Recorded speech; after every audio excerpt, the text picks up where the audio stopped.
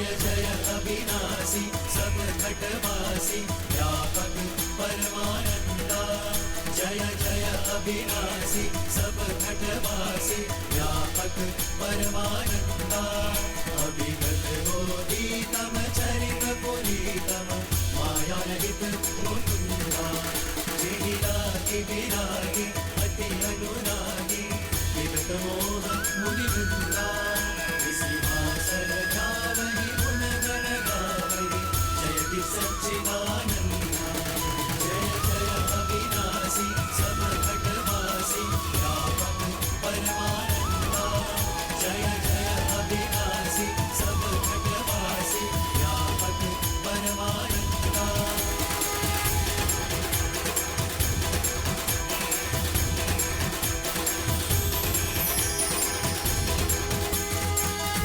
जागिए प्रभु, जागिए।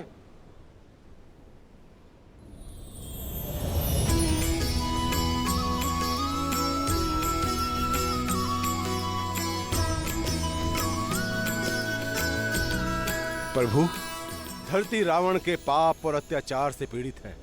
संतों और सज्जनों का जीवन कष्टमयी है। मैं स्वयं अपने दिए गए वरदान के कारण विवश हूं। अब आपको ही संतुलन लाना होगा। अब आप ही तारणहार हैं।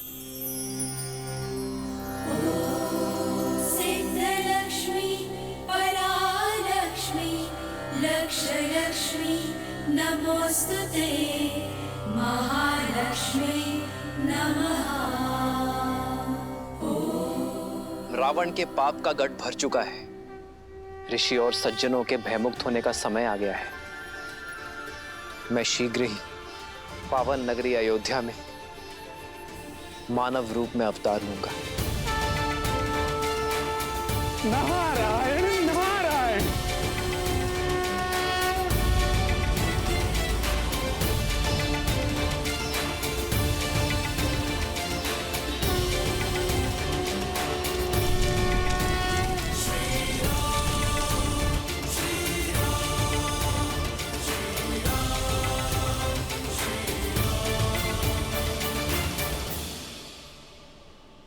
क्या हुआ देवी?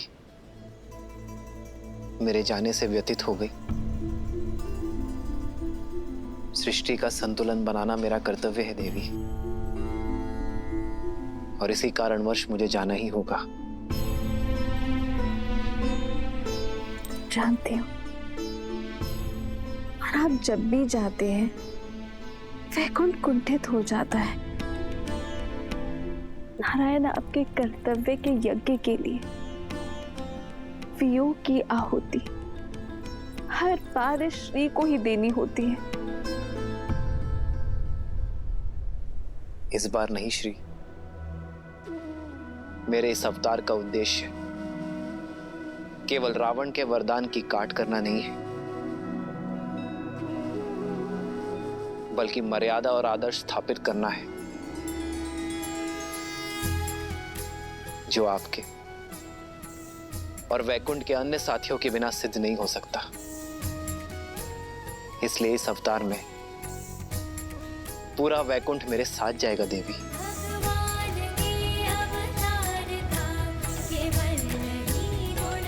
और आप मेरी प्रतिछाया होंगी, क्योंकि अपनी श्री के बिना इस विष्णु का कोई अस्तित्व नहीं है देवी। वैसे ही सीता के बिना राम भी अधूरा होगा देवी।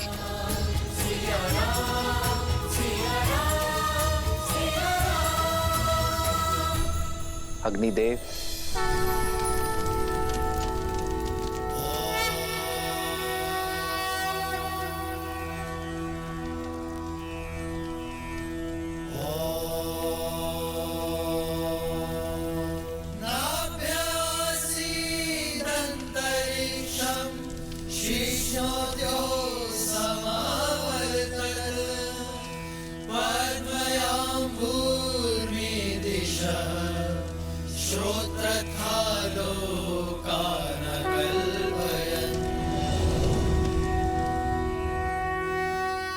पुत्र कामेष्टि यज्ञ सफल हुआ महाराज दशरथ।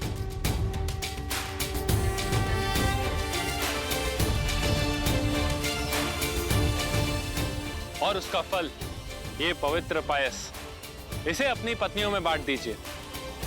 इसके प्रताप से आपको शीघ्र ही पुत्र रत्नों की प्राप्ति होगी।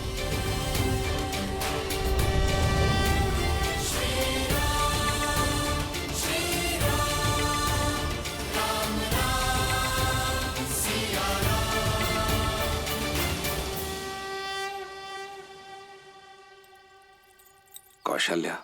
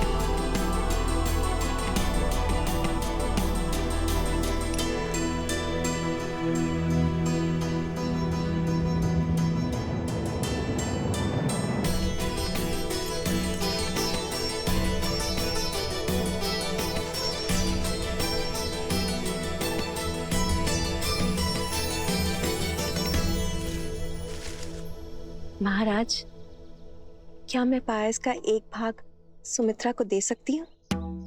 ओह, ये भूल भला मुझसे कैसे हो गई?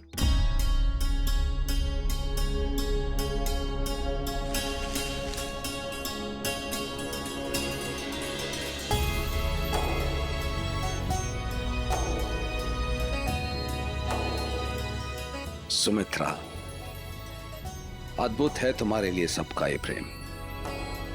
यहां कौशल्या ने मुझे मेरी भूल स्मरण करा दी और कैकेयी ने तुम्हारे अधिकार के लिए अनुमति भी नहीं मांगी। अनुमति किस बात की? इस पायस पे सबसे अधिक अधिकार सुमित्रा का है, क्योंकि वो हम सबसे छोटी है। क्यों कौशल्या दीदी?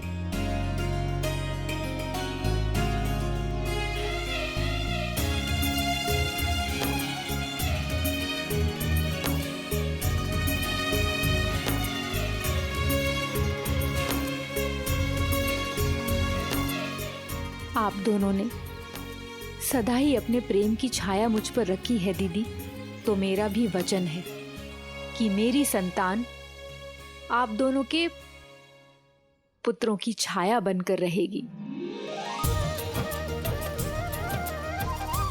ये तो प्रसाद के साथ साथ पुत्रों का भी बंटवारा हो गया। चलिए प्रसाद तो ग्रहण कीजिए।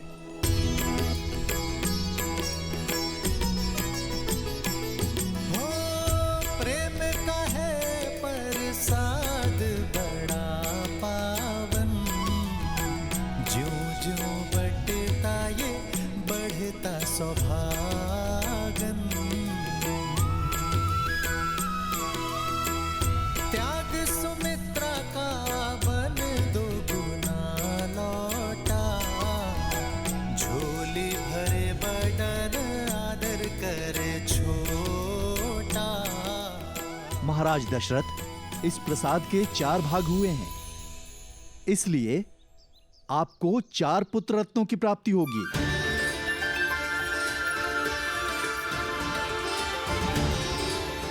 जो दिव्य, असाधारण और परम पराक्रमी होंगे।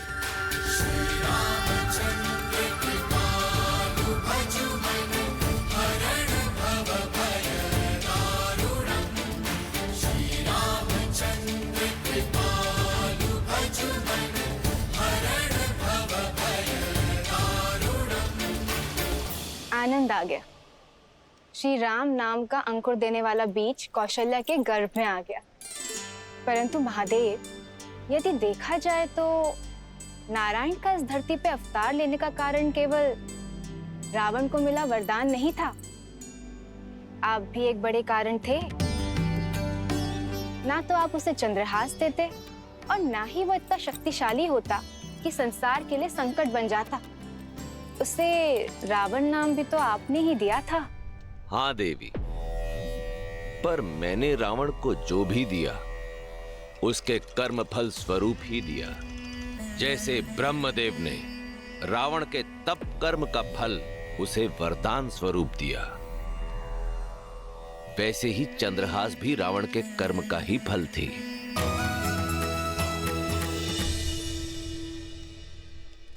पवन की दिशा बदल रही है कैकई। कहाँ? पवन तो और शीतल होती जा रही है। आंखें खोलो कैकई। अभी तो रानी कौशल्या ने पुत्र जन्मा भी नहीं, तो भी महाराज ने तुम्हारे पास आना बंद कर दिया है और अधिक से अधिक समय रानी कौशल्या के साथ बिता रहे हैं। सीधी सरल बात में भी कुटिलता कैसे ढूंढ लेती हो मंत्र। कौशल्या दीदी बड़ी है, पटरानी है, पूरा दिन हम सबके लिए प्रार्थना करती रहती। अगर ऐसे समय पर महाराज पूजा कक्ष में उनके साथ अधिक समय बिता रहे तो इसमें समस्या क्या है? इतने वर्षों बाद ये घड़ी आई है। महाराज चिंतित हैं अपने पुत्रों को लेकर, अपनी रानियों को लेकर, और वो भली भांति जानते हैं कि मैं स्वयं की देखभाल कर सकती हूँ। कभी कभी तो मैं सोचती हूँ कि दोष तुम्हारी पीठ में है या तुम्हारी सोच में। सही कहते हैं सब, सुंदर स्त्रियां मूर्ख होती हैं, जैसे कि तुम भोली भाली मूर्ख। मंत्रा,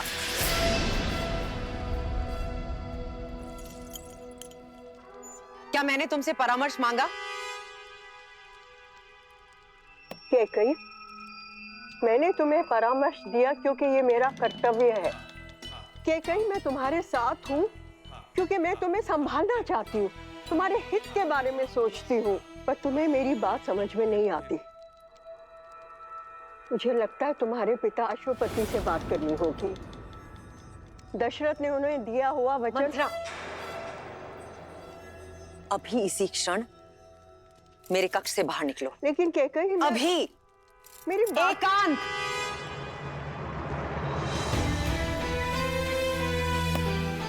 प्रणाम महाराज।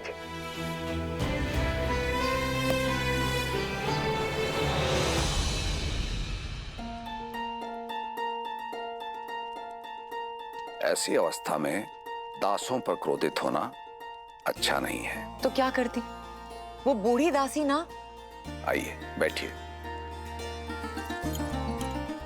दासी से समस्या है तो ये दास प्रस्तुत है।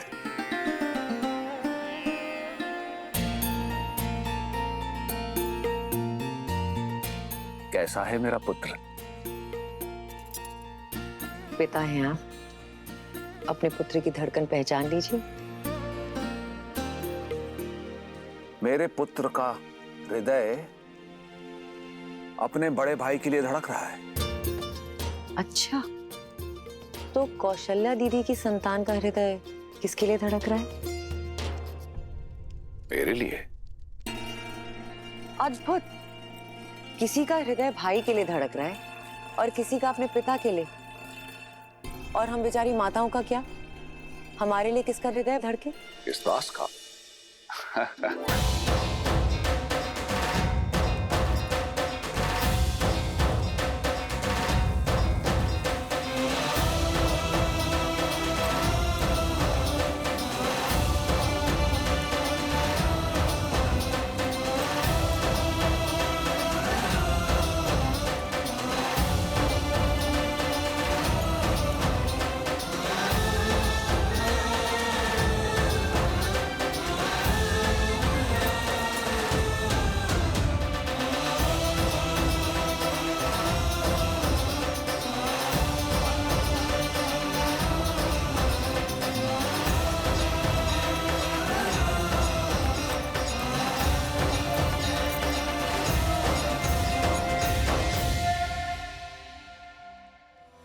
येनादिते सीमानं नयति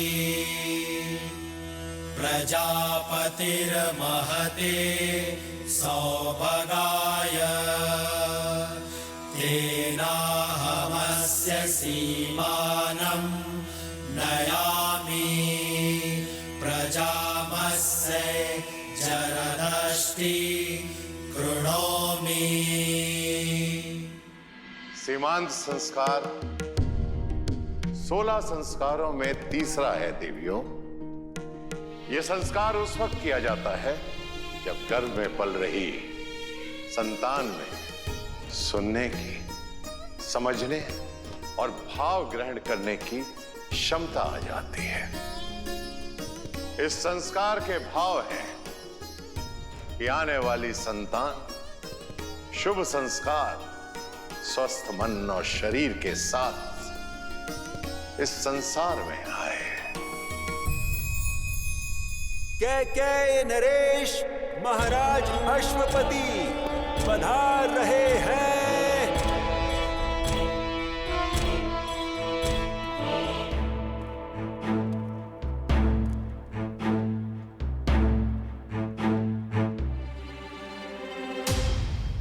पिताश्री,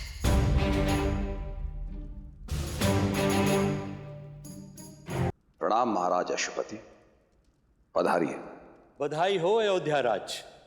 आपको भी। पिता बनने वाले हैं आप। धन्यवाद। आशा है कैकेयी का हाथ मांगते समय जो शब्द आपने कहे थे वो आपको स्मरण होंगे। स्मरण है महाराज। मैं फिर से दोहरा देता हूं। आपने हमें वचन दिया था कि मेरी पुत्री कैकेयी का पुत्र ही अयोध्या का युवराज बनेगा।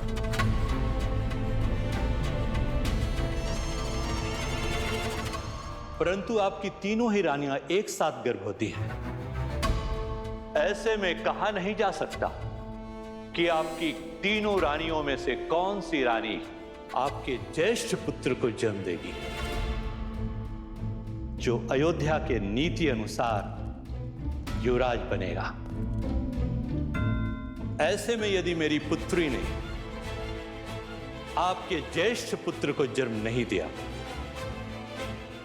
तो आप अपना वचन भूल मत जाइएगा। मेरा ही नाती अयोध्या का युवराज होना चाहिए।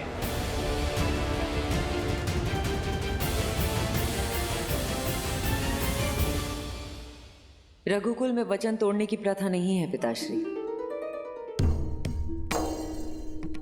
आपको दिया गया वचन अयोध्यापति अवश्य पूर्ण करेंगे।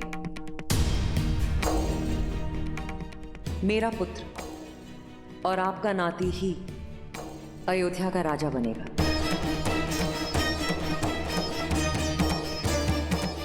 चाहे वो मेरी कोख से जन्मे या किसी और की।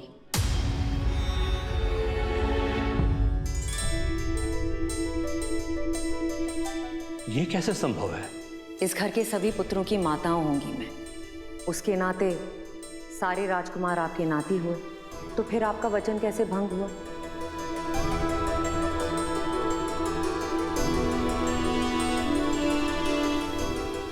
आप अपनी पुत्री के भविष्य के बारे में सोच रही हैं और मैं अपने पुत्र के भविष्य के बारे में।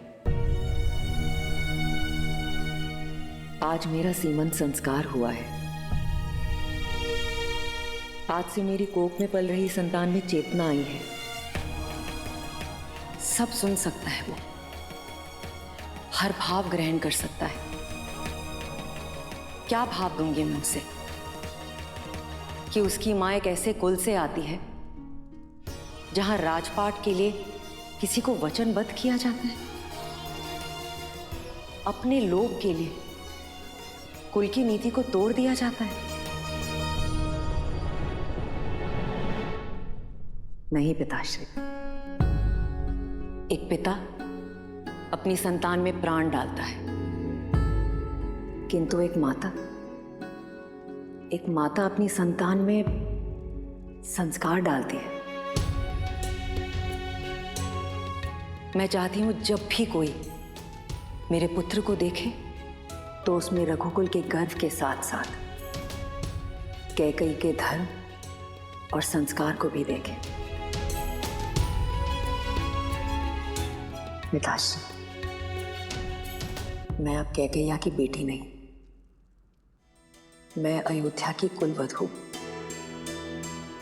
उस अयोध्या की जो मेरे होने वाले पुत्र की मातृभूमि है। और अपनी इस मातृभूमि का बल मैं कभी घटने नहीं दूंगी पिताश्री, कभी नहीं।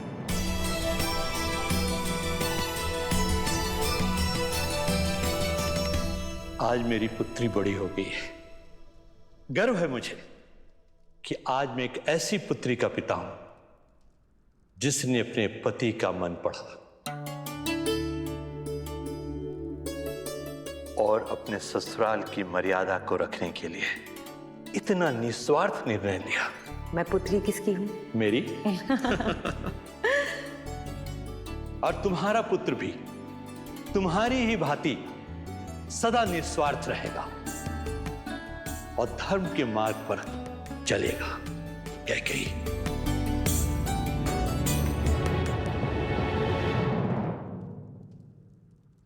प्रणाम महाराज।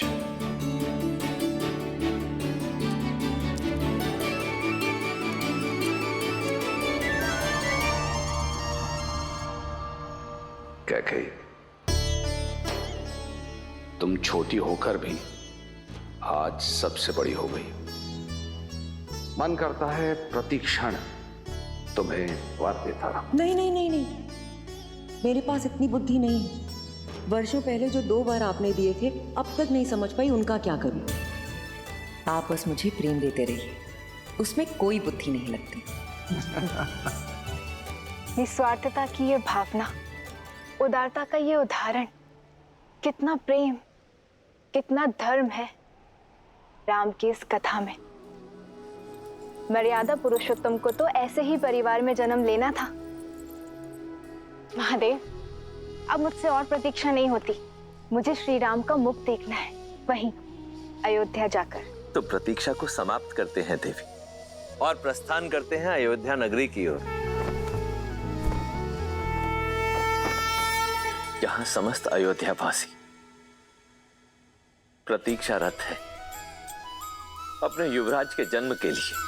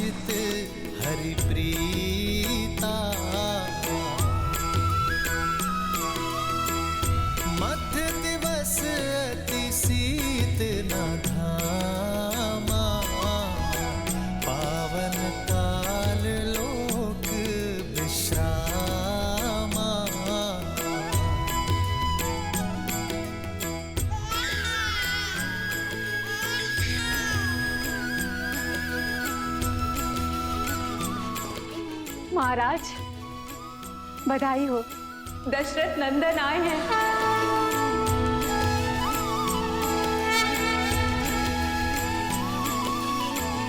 बधाई हो महाराज।